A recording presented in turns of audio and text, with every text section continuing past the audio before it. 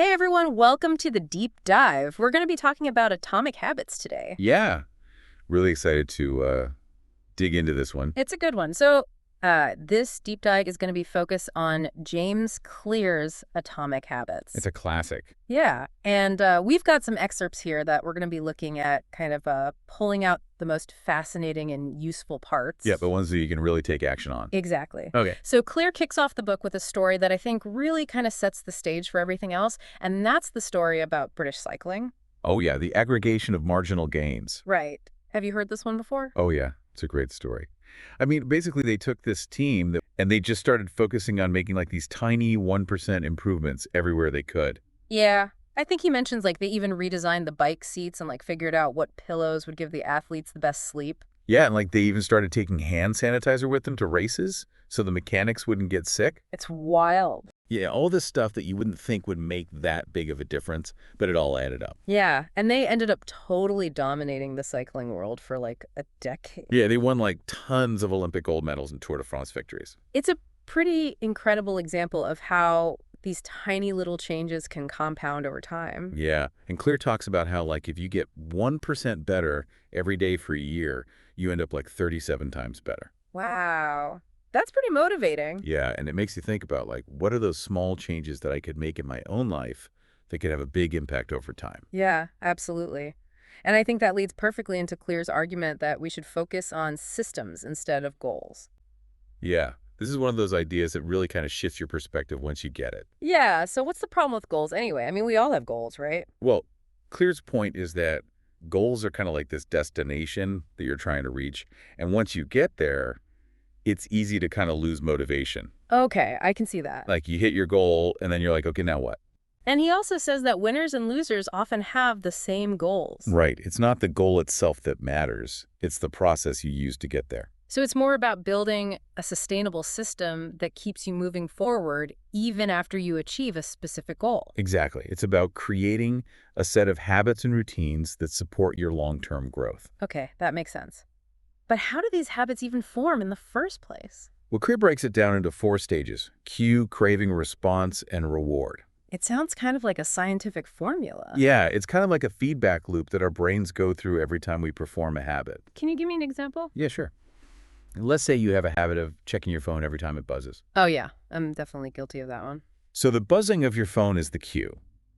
The craving is that desire to know who's messaging you or what notification you just got. The response is you picking up your phone and checking it. And the reward is that feeling of satisfaction or curiosity being fulfilled. Okay, so it's like a chain reaction in my brain. Exactly. Yeah. And once you understand this loop, you can start to manipulate it to build good habits and break bad ones. So that's where those 4 laws of behavior change come in, right? Exactly. And the first one is make it obvious. Okay, so you're basically shining a spotlight on the good habits you want to build. Right. Clearza tells a story about a paramedic who could instantly tell that her father-in-law was having a heart attack just by looking at him. Wow, how is that even possible? Because of her years of experience, her brain had learned to automatically pick up on the subtle cues that indicated a heart attack, even though she wasn't consciously aware of it. That's incredible. So our brains are constantly picking up on cues in our environment. Yeah, and we can use that to our advantage. Clear suggests using a tool called the Habits Scorecard, where you basically track all your daily habits and categorize them as good, bad, or neutral. Interesting. So it's like taking inventory of my actions. Exactly. You can't change what you don't acknowledge. And then once I've identified those good habits I want to build, how do I make them more obvious? Well, that's where environment design comes in. So like rearranging my furniture. It can be as simple as that. The idea is to make the cues for your good habits super visible and the cues for your bad habits invisible. Okay, so if I want to read more before bed, I could leave a book on my pillow instead of my phone. Exactly. Or if you want to eat healthier, you could put a bowl of fruit on the counter instead of a bowl of candy. It's about making those good choices the easiest option. Right. You're basically priming your environment for success. Okay, that makes sense. So we've made it obvious. What's next? We need to make it attractive. How do you make something like going to the gym more attractive? Well, one technique Clear talks about is temptation bundling. It's basically pairing an action you want to do with an action you need to do. Okay, I'm intrigued. Give me an example. Let's say you love watching Netflix, but you also want to start working out more regularly. You could only allow yourself to watch Netflix while you're on the treadmill. Ah, I see. So I'm tricking my brain into craving the workout. Exactly. Yeah. And Clear also talks about how our social environment plays a big role in shaping our habits. Like if all my friends are healthy eaters, I'm more likely to eat healthy too. Right. We tend to imitate the habits of the people around us. So if you want to build a certain habit, surround yourself with people who already have that habit. So it's like finding your tribe. Exactly. Yeah. And it's not just about who you surround yourself with, it's also about the culture you create. If you join a group where your desired behavior is the norm, it becomes much easier to stick to. That makes sense. So we've got make it obvious, make it attractive. Mm-hmm. What's the third law? Make it easy. Well, that seems pretty self-explanatory. It is, but it's often the one we struggle with the most. How so? Because we tend to overcomplicate things. We get stuck in the planning stage, and we never actually take action. So it's about taking those first small steps, even if they seem insignificant. Exactly. The Japanese have a concept called kaizen, which means continuous improvement. And it's all about making small, incremental changes over time. Okay. So how can we apply that to building habits? Well, Clear talks about the 2-minute rule, which is basically taking any habit you want to build and breaking it down into a 2-minute version. So like instead of go for a run, it's put on my running shoes. Exactly. Yeah. The goal is to just get started. Once you've overcome that initial inertia, it's much easier to keep going. It's like outsmarting my procrastination. Yeah. You're basically tricking your brain into thinking it's not that big of a deal. Okay, I like it. So we've made it obvious, attractive, and easy. What's the final piece of the puzzle? Make it satisfying. Well, of course. We're more likely to repeat things that feel good. Right. But in a world of instant gratification, it's easy to forget about the importance of delayed rewards. Yeah, like I might know that eating healthy is good for me in the long run, but it's hard to resist that immediate satisfaction of a sugary treat. Exactly. So we need to find ways to make those good habits feel rewarding in the short term. Any tips on how to do that? Well, Clear talks about the importance of using reinforcement, which is basically giving yourself a small reward every time you perform the habit. So like if I go for a run, I could reward myself with a relaxing bath afterwards. Exactly. Or if you're trying to save money, you could put the money you would have spent on something else into a jar and watch it grow. Yeah. Yeah. It's like a visual reminder of my progress. Right. And it helps to associate that good feeling with the habit itself. Okay, this is all making a lot of sense. So we've covered the 4 laws of behavior change. But I'm curious, is there anything else we need to know about mastering these atomic habits? Well, Clear also talks about the importance of finding your own personal Goldilocks zone. Goldilocks zone, like not too hot, not too cold, just right. Exactly. It's the idea that we experience peak motivation when working on tasks that are just the right level of difficulty. Makes sense. If something is too easy, we get bored. If it's too hard, we get discouraged. Right. So it's about finding that sweet spot where you're challenged but not overwhelmed. Okay, so how do I find my Goldilocks zone? It's a process of experimentation. You Yeah. need to try different things and see what works for you. And it's probably different for everyone, right? Absolutely. There's no one-size-fits-all approach to building habits. Okay, that makes sense. So we've chosen those Goldilocks habits. But how do we keep them engaging and exciting over the long haul? I'm all for starting strong, but it's maintaining that momentum that trips me up. Yeah. I think that's something we all struggle with. So what can we do about it? Well, one thing Claire talks about is the importance of deliberate practice. Deliberate practice, like not just going through the motions. Right. It's about being intentional and focused when you're practicing your habit. It's about constantly seeking ways to improve, even in small increments. So it's about having a growth mindset. Exactly. It's about seeing your habits as a journey, not a destination. Okay, I like that. So how do we incorporate deliberate practice into our habit building routine? Well, one way is to set aside a specific time each day or week to focus on your habit. And during that time, really pay attention to what you're doing and how you can do it better. So it's like treating it like a skill I'm trying to master. Exactly. And just like any skill, the more you practice, the better you'll get. Okay, that makes sense. So we've got deliberate practice. Anything else? Well, Clear also talks about the importance of reflection. Reflection, like taking time to think about my habits. Right. It's about stepping back and evaluating your progress. Asking yourself questions like, is this habit still serving me? Is it aligned with my goals? Do I need to make any adjustments? Okay, so it's not just about setting those habits on autopilot, but checking in and making sure they're still taking me where I want to go. Exactly. It's about making sure your habits are working for you, not against you. This is all really helpful, But I have to ask, even with all this knowledge, isn't there a chance we'll still mess up sometimes? Of course, we're all human. You're going to make mistakes, Yeah. but the key is to recover quickly. So instead of beating myself up over a slip-up, I should just focus on getting back on track as soon as possible. Exactly. Clear has a great saying, never miss twice. No. You miss one day, no big deal. Yep. But make sure you get back on track the next day. Never miss twice. I like that. It's like a reset button. Right. It's about preventing that one slip up from turning into a full-blown relapse. Okay, so we've talked about how to make those habits stick, but how do we know which habits are even worth pursuing in the first place? There are so many options.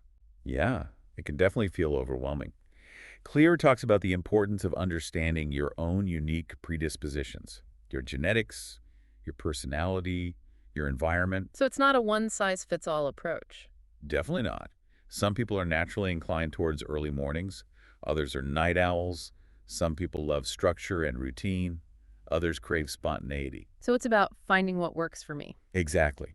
It's about figuring out what habits will help you thrive, given your unique circumstances. It sounds like a process of self-discovery as much as habit building. It is. It's about getting to know yourself better and figuring out what habits will help you become the best version of yourself. This has been incredibly insightful. I'm already feeling inspired to take action. Where should we go from here? Well, I think in the next part, we can dive deeper into some of the specific strategies for building and breaking habits. We can talk about things like habit tracking accountability partners and how to deal with setbacks. Sounds good. I'm ready to dive deeper. Thank you for watching. Don't forget to like, subscribe, and comment. It would be a great source of help to maintain and develop this channel and the correlated website. Okay, so we've got like the foundation of habits down now. You know how they work the 4 laws to make them stick and finding those good habits that work for us. But what about actually staying consistent? Oh, yeah, consistency. Yeah, I'm like the queen of starting strong and then just completely fizzling out after like a few weeks. I think that's something we all struggle with. Yeah, so what can we do about it? Well, one thing that Clear talks about is habit tracking. Yeah. And, it can be a really powerful tool for staying on track. Okay. Yeah, I've tried habit tracking before, but honestly, sometimes it feels like just another thing to add to my to-do list. Yeah, I get that. So, like, what makes it so effective? Well, Clear highlights 3 main benefits. Yeah. And at first, it's incredibly motivating, like seeing all those successful days. Yeah. Like especially when you're facing those challenges, Mm-hmm. it just gives you this sense of momentum. Yeah, it's like those don't break the chain calendars you see sometimes. Exactly. Like where you mark an X for every day you stick to your habit. I love those. Yeah. And then secondly, habit tracking helps with accountability. Like when you know you're going to track your progress, you're just more likely to follow through. It's like you've got this like agreement with yourself. Exactly. Like a little angel on my shoulder being like, don't you dare skip that workout today. Yeah. And then finally, habit tracking can just be incredibly satisfying. It's like leveling up in a game. Oh, yeah.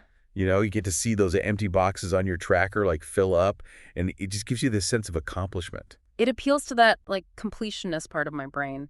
Exactly. So how do we even track these habits? Is it like there's a right way to do it? Well, the good news is there are like tons of different ways to track your habits. You can do it with just like a simple pen and paper, or you can use apps or spreadsheets, like whatever works best for you. Okay, so no need to overcomplicate things. Nope. The best system is the one that you'll actually stick with. All right, so we've got our tracking system, but let's be real.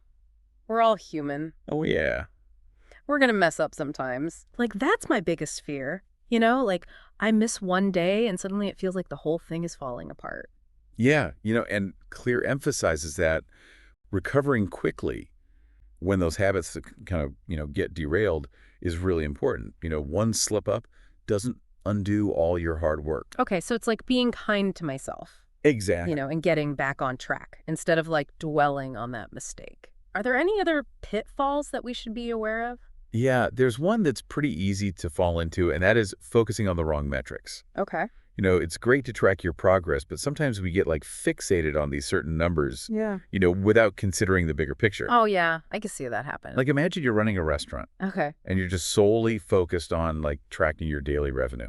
Okay. Like while revenue is important, it doesn't tell the whole story, Yeah, you could be making money, but the food could be terrible and the service awful. Exactly. It's like tracking the number of steps you take without considering if they're taking you in the right direction.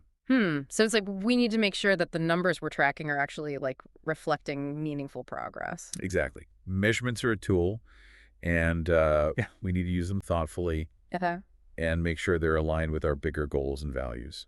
Okay, so we've talked about tracking, we've talked about like individual strategies for, staying consistent. Are there any social aspects to this whole habit building thing? Oh, yeah, for sure. Clear talks about the power of using what he called habit contracts. Ooh, habit contracts. Yeah, and it's essentially a formal commitment that you make to a specific habit, and you outline the consequences for not following through. Oh, so like if I had a fitness buddy Yeah, kind of like that. and we like signed a contract. It's exactly. He shares a story about an entrepreneur named Brian Harris, and he actually used habit contracts to achieve his weight loss goals. Wow. Yeah, and so he had his wife and his personal trainer sign the contract. So it's like really making it official. Exactly. So that adds like a whole extra layer of accountability. Exactly. Yeah. It's not just a personal goal anymore. It's like a shared commitment. Okay, I like that.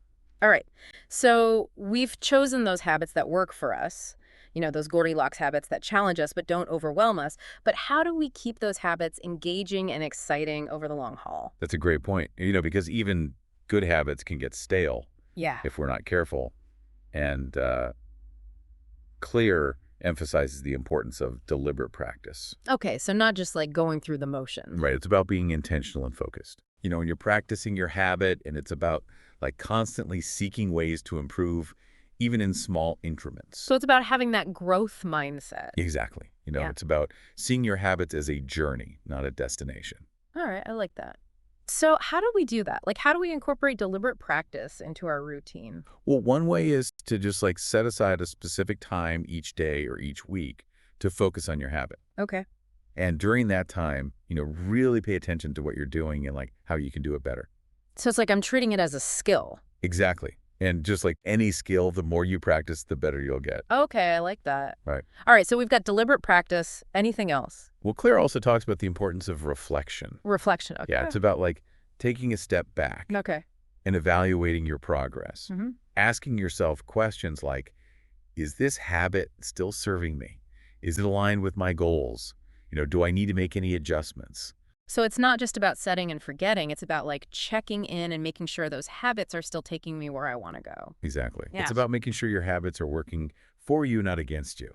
Okay, so we've talked about making those habits stick. We've talked about finding the right ones for us. We've talked about like constantly refining that process.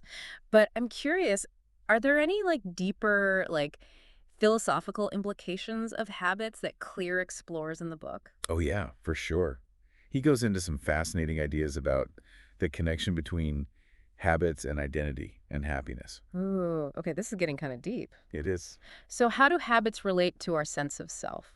Well, Clear argues that our habits actually shape our identity.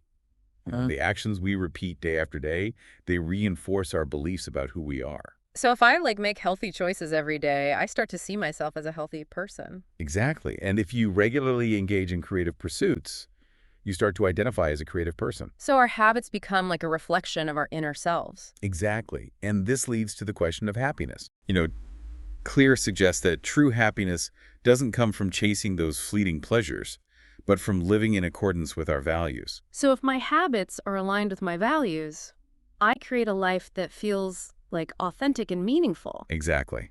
It's about finding that sweet spot where your actions, your identity, and your values are all in harmony. This is like blowing my mind a little bit. Yeah, it's powerful stuff. It's not just about checking things off a list. It's about like creating a life that feels true to who you are. Exactly. And that's a journey, not a I destination. like that a lot. Yeah, building better habits is an ongoing process of self-discovery and growth. This has been incredible. Like we've gone from practical tips to existential reflection. I know, right?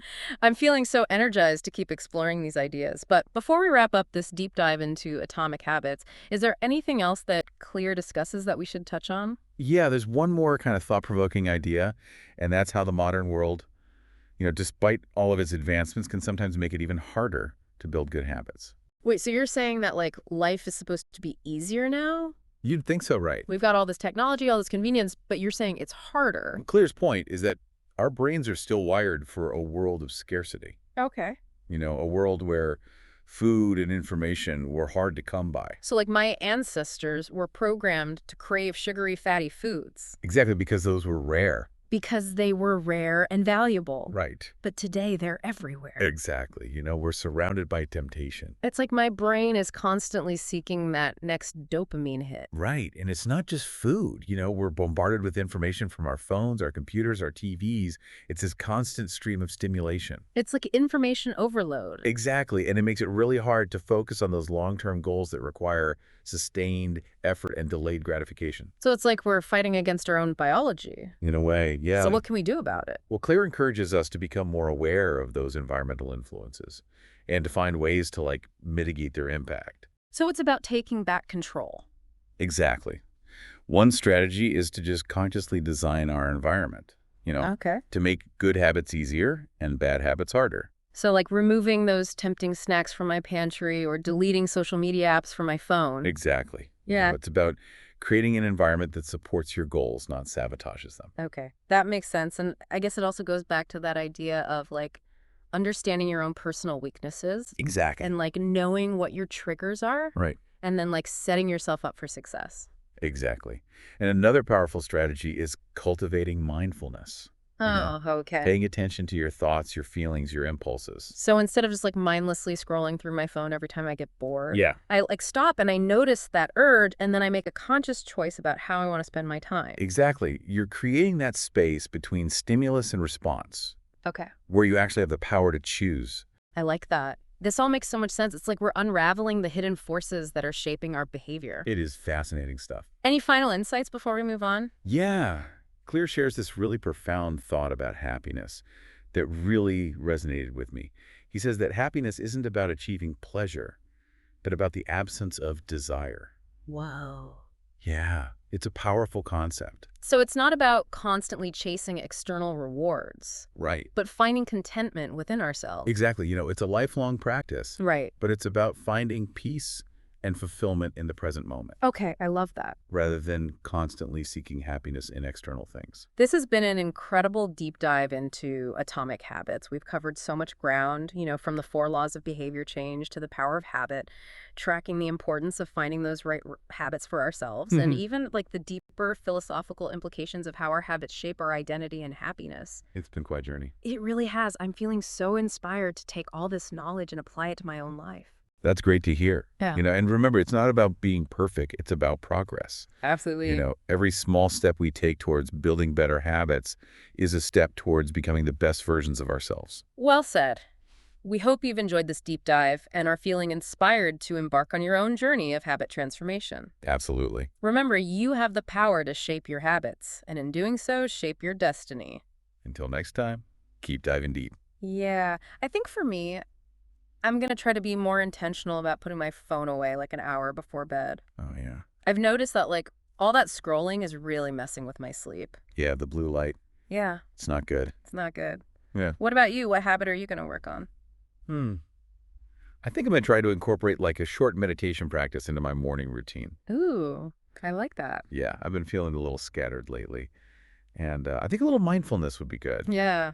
Just start the day with more focus and intention. That's awesome. Yeah. It's funny how these conversations always spark new ideas. I think Yeah. it's great. It's oh yeah, I should do that. Yeah, totally. It's a good reminder that we're all in this together, Yeah, constantly learning and growing. absolutely. Yeah. And that's what makes this whole journey of self-improvement so exciting. Yeah. There's always something new to discover, new ways to challenge ourselves Totally. and become better versions of ourselves. Well, this has been an incredible deep dive into atomic habits. We've covered so much ground, the 4 laws of behavior change, habit tracking, finding the right habits for ourselves, and even those deeper philosophical implications of how our habits shape our identity and our happiness.